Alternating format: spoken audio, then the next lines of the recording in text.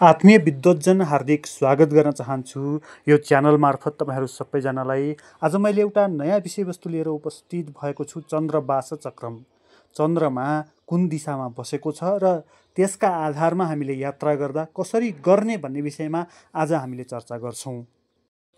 यो चित्रलाई एकपटक हेरौं। उत्तर दिशामा कर्कट, वृश्चिक र मीन राशि रहेका छन्।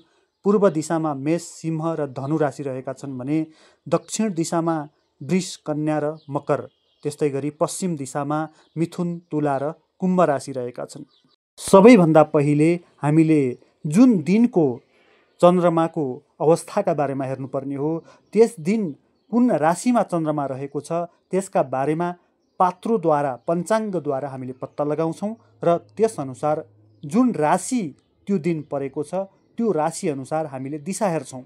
जुन दिशामा चन्द्रमा रहेको छ त्यो दिशालाई सम्मुख पारेर अथवा दाहिने पारेर यात्रा गरियो भने यात्रा सफल हुने मान्यता रहेको छ ज्योतिष शास्त्रमा, यो शकुन शास्त्रमा।